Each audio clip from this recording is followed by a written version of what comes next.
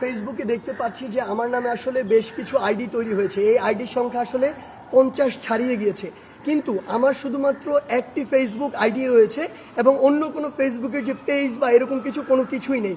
অর্থাৎ আমি এখন এই মুহূর্তে যে আইডিটিতে লাইভ করছি এটি আমার একমাত্র ফেসবুক আইডি, অন্য কোনো আইডি বা পেজ আমার নেই। আমি দেখছি যে বিভিন্ন মিডিয়ার ভাই বোনেরা তাদের যে মিডিয়ার যে বিভিন্ন পেজ রয়েছে কিংবা আইডি রয়েছে সেগুলোতে আমার নাম মেনশন করে ওই আইডিগুলোর মিথ্যা কিছু বিভ্রান্ত তথ্য ছড়াচ্ছেন।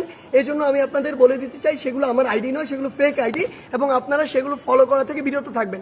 এবং যারা এই মুহূর্তে আমার আইডিতে রয়েছেন আমি তাদেরকে অনুরোধ করব ওই ফেক আইডিগুলো আপনারা আনফলো করে দিবেন এবং সেগুলোতে সম্ভব হলে আমি অনুরোধ করছি যে রিপোর্ট করবেন। এখন দুইটি গুরুত্বপূর্ণ বিষয় নিয়ে আপনাদের সামনে কথা বলতে চাই। একটি বিষয় হচ্ছে যে আমরা দেখছি গতকালকে থেকে বাংলাদেশের বিভিন্ন জায়গায় ঢাকা শহর থেকে শুরু করে বিভিন্ন অপ্রত্যাশিত ঘটনা ঘটছে, সহিংসতার ঘটনা আমরা শুনতে পাচ্ছি।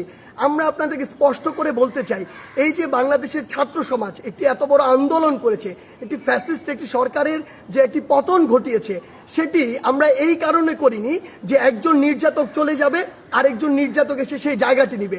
এটি আমরা আমাদের জায়গা থেকে কোনোদিনও মানব না। বরং এই যে নির্যাতনের যে প্রসেসটি রয়েছে, যে সিস্টেমটি রয়েছে, এই সিস্টেমটি ছাত্র সমাজ বা বর্তমান বাংলাদেশের যে প্রজন্ম তারা চায় না। সেই নির্যাতনের সিস্টেমটি চেঞ্জ করার জন্য আমরা আমাদের এই আন্দোলনটি করেছি, এই অভ্যুত্থানটি ঘটিয়েছি পুরো বাংলাদেশের মানুষকে নিয়ে। সেই জায়গা থেকে বিভিন্ন রাজনৈতিক মতাদর্শ, সে বিরোধী মতাদর্শ হতে পারে কিংবা বিভিন্ন যে রাজনৈতিক মতাদর্শে যা ছাত্র সংগঠন বিভিন্ন রয়েছে তাদের কথা বিভিন্নভাবে শোনা যাচ্ছে যে তারা প্রতিহিংসার বশবর্তী হয়ে এই বিভিন্ন ভাঙচুরগুলো চালাচ্ছে। আমরা স্পষ্ট করে বলে দিতে চাই, এই বাংলাদেশে এরকম যদি অন্যায় বা অপরাধ যেগুলো হচ্ছে এগুলোর অবশ্যই প্রত্যেকটির বিচার হবে। সেই জায়গা থেকে আমরা স্পষ্ট করি, আমরা কখনো আমাদের জায়গা থেকে এমন সহিংসতাগুলো সমর্থন করি না। একটি দল 15-16 বছর ধরে বাংলাদেশে এই একটি রেজিম চালিয়েছে, একটি যে স্বৈরাচারী ব্যবস্থা চালিয়েছে, আবার কেউ এসে যদি এটি চালায় তাহলে আসলে পরিবর্তনটা হলো কি, লাভটি হলো কি? আমাদের প্রত্যাশার সাথে এটা কোনোদিন প্রাসঙ্গিক হয়? কখনো হয় না। তাই আমাদেরকে এটা আমাদের কাজের মাধ্যমে প্রকাশ করতে হবে যে আমরা যে বাংলাদেশের স্বপ্ন দেখি সেটি আসলে আমরা সত্যি করতে চাই।